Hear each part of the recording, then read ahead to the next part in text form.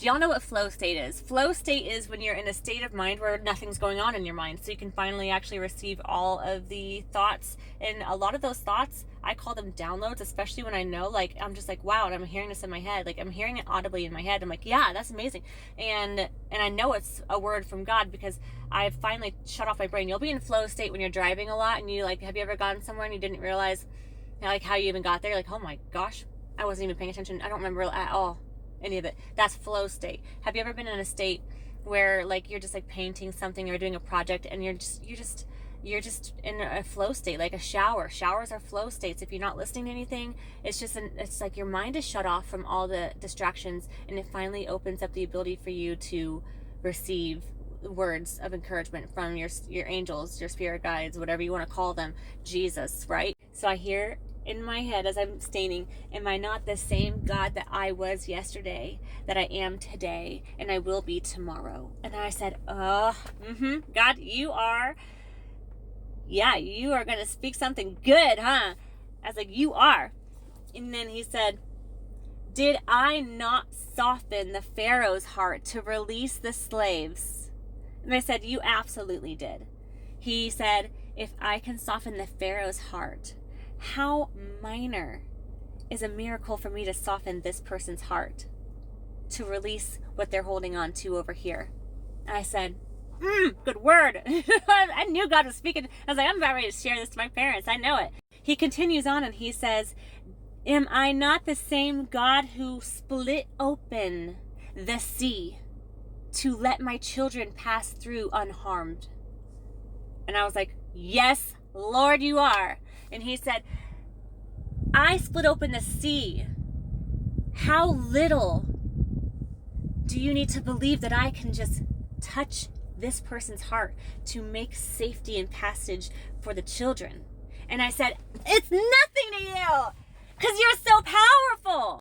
And then he said, did I not pour a fire tornado from nowhere in the sky to protect my children? And I said, you absolutely poured a fire tornado from the sky. I'm pumped, I'm like, God is loving me. He's giving me all these downloads and he is just encouraging me word after word. He says, if I would do all of that, how little of it is it for me to protect these children in your family and soften the hearts that I need to soften as I do so? And I said, you are so right, because this is such a little task for us to be thinking is impossible.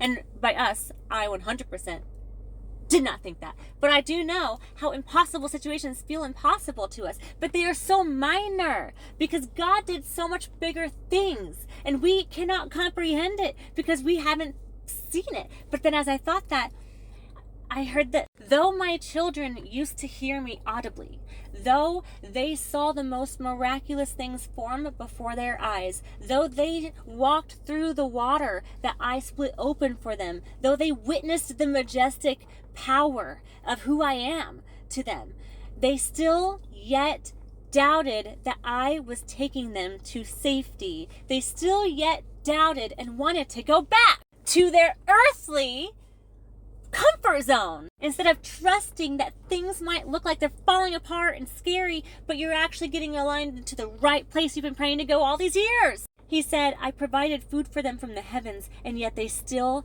doubted where their food would come from the next day. And I said, oh my gosh, God, keep it up. He said, did I not protect a man from being eaten and mauled alive by lions in a lion's den? Did I not protect that man? And I said, you sure enough did. How little of it is it for me to protect those children right now? It is nothing for you. It is nothing for you, God, because you are so powerful. You can protect those children because you're the same today as you are going to be yesterday, as you're going to be tomorrow. He said, when the men went into the fire, did they get 1 ounce of burns on them? I said, absolutely not. And he goes, how little is it for you to ask for me and trust in me to do a miracle here? I said, absolutely not. It is not too much to trust that you can do that. It's not too much to trust that you can do that. You are so powerful.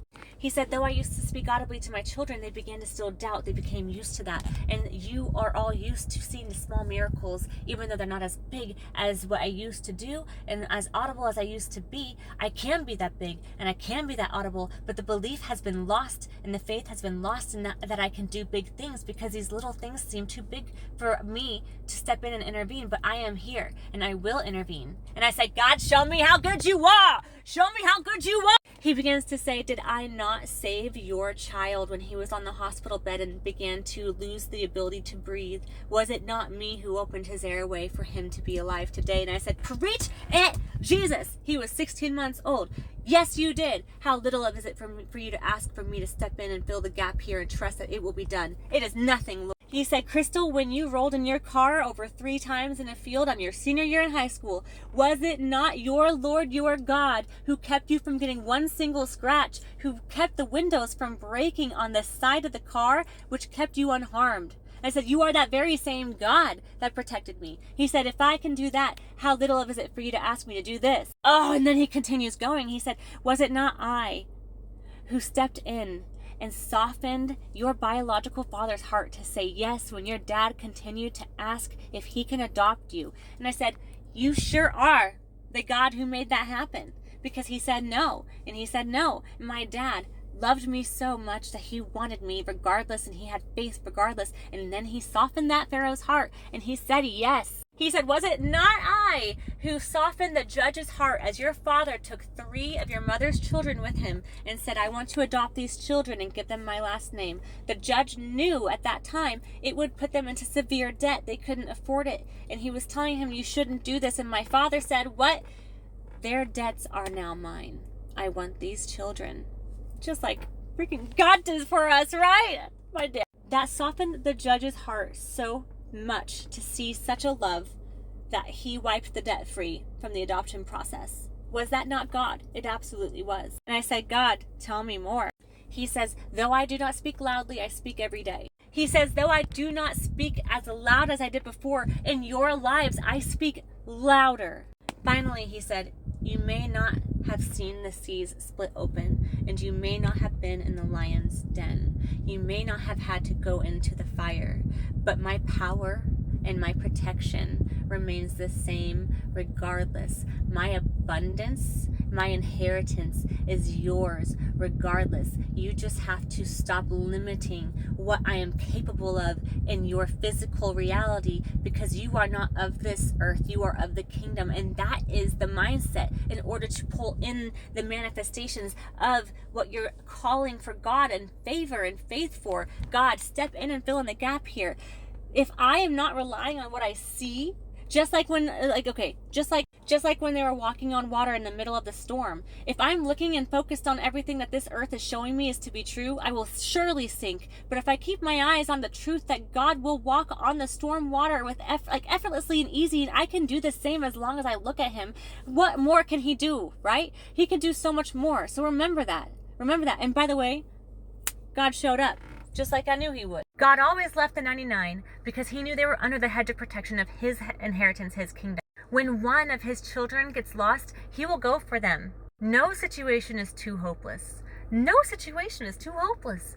The blind could see, the lame could walk, and all it was the knowing that I am not bound to what I see here, because my inheritance of heaven is mine and I deserve it, and I am willing to walk in it in freedom and not control how it looks. I just trust in you.